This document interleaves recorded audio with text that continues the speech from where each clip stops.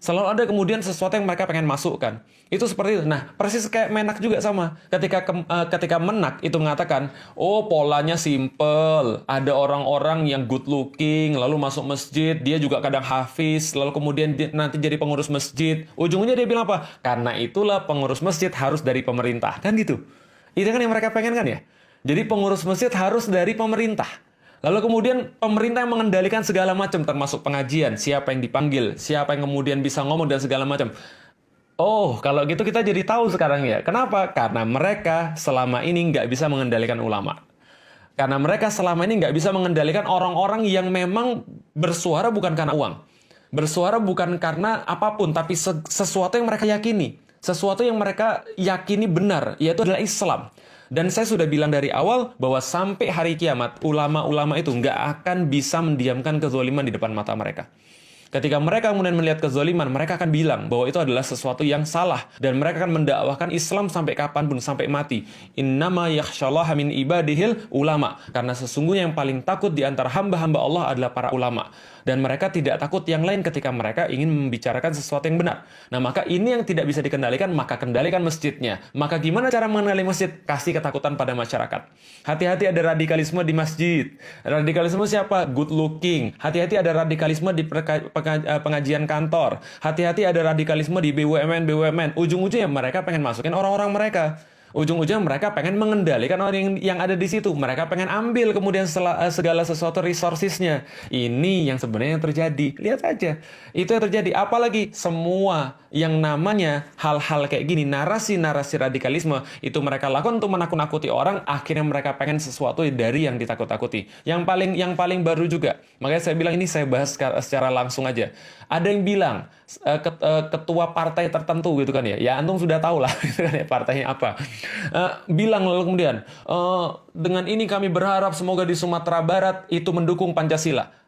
Ini juga sama. Jadi dia nuduh orang dulu. Dia nuduh orang, wah itu tempat radikalisme. Kenapa? Karena nggak dukung gue. Nah, kalau lu nggak mau dibilang radikalisme, lu harus dukung gue.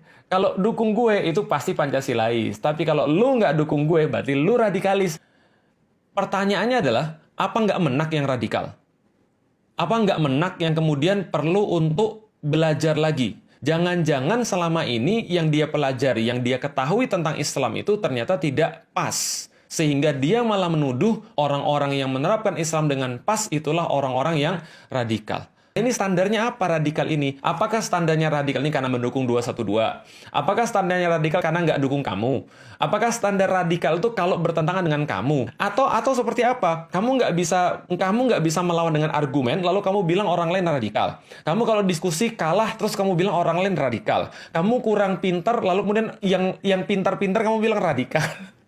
Ini standarnya apa? Jadi standar indikasi radikal itu apa? Karena ini penting banget. Kenapa? Kenapa penting? Kalau nggak ada standar, maka ini menjadi bola liar. Siapapun kalau nggak disenangi sama orang, dia bisa katakan radikal kalau dia punya kekuasaan. Kemudian saya sampaikan pada tahun 2017 awal di Masjid Gede Kauman, itu saya sampaikan bahwa saya sangat mengkhawatirkan karena beberapa berita, beberapa data, beberapa pola yang kita dapatkan waktu itu menunjukkan bahwa ada gerakan yang diusung oleh pemerintah mulai pada saat itu adalah gerakan deradikalisasi. Yang sama masalahnya adalah radikal ini masalah yang paling besar, maka harus dilakukan deradikalisasi. Yang saya membaca itu sebagai deislamisasi. Jadi seolah-olah yang dikatakan radikal itu hanya orang-orang muslim. Kasusnya banyak. Muncul kemudian Konde Nusantara, kalau teman-teman masih ingat gitu kan ya, puisinya ya mbak-mbak yang nggak ada kerjaan itu. Dan Konde Nusantara, Kidung ya dan di Kidung Nusantara di apa ya, di face to face kan dengan azan dan seterusnya. Kalau teman-teman masih ingat, dari tahun 2016 itu sudah muncul kasus-kasus yang dinamakan pemerintah sebagai program deradikalisasi. Yang entah kenapa program deradikalisasi ini ujung-ujungnya selalu pada ulama, selalu pada Islam. Dan kita juga tahu 2016 adalah waktunya ketika muncul aksi bela Islam. Gitu kan ya, aksi bela Islam 212 muncul dan secara langsung gerakan radikal dikaitkan dengan 212. Siapa kerjaannya? Ya kerjaannya banyak. Kerjaannya misalnya ya kerjanya abu-abu, lalu kemudian kerjaannya ya ya semua buzzer-buzzer RP itulah. Kemudian mengidentikan 212 dengan radikal. Mengidentikan Islam dengan radikalisme. Sampai ada yang kemudian dikatakan bahwa kalau seandainya radikalisme, terorisme punya agama, maka agamanya adalah Islam. Dan ini nggak pernah ditangkap orang-orang kayak gini. Itulah kenapa saya berkeyakinan ya, bahwa deradikalisasi ini sebenarnya adalah deislamisasi. Yang mereka ingin adalah Anda tidak Islami, atau Anda less Islamic. Kenapa mereka pengen Anda less Islamic? Supaya Anda nggak peduli dengan apa yang mereka lakukan. Anda nggak mau tahu tentang kecurangan-kecurangan. Anda nggak mau ambil pusing dengan segala macam keburukan-keburukan, perampokan, dan juga kengerian yang terjadi di negeri ini. Itu aja yang mereka pengen. Karena kalau Anda semakin Islami, Anda akan semakin peduli dan Anda semakin aware dengan keadilan. Itu yang terjadi pada seluruh kaum muslimin, kapanpun dan dimanapun mereka berada, sepanjang mereka masih yakin dengan Allah dan mereka masih yakin setiap perbuatan akan dipertanggungjawabkan dan setiap hal pasti akan dihisap. Termasuk ketika kita melihat kezaliman, kita nggak boleh diam.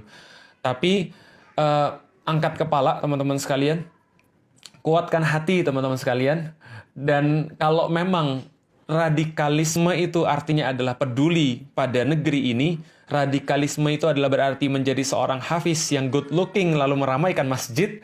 Kalau radikalisme itu adalah yang dimaksud adalah bertahan pada Islam, lalu menggigit Islam seperti menggigit akar pohon, maka saya nggak peduli orang mau ngomong apa. Yang jelas teman-teman sekalian, saya nggak akan pernah berhenti untuk kemudian mencoba menjadi muslim yang lebih baik. Mencoba menjadi muslim yang lebih baik berarti peduli dan berarti pengen untuk berbuat segala sesuatu untuk menjadi lebih baik. Makasih teman-teman sekalian, barakallahu fikum, semoga bermanfaat. Mohon maaf kalau curhat-curhatannya terlalu radikal gitu kan. Tapi insya Allah tetap good looking.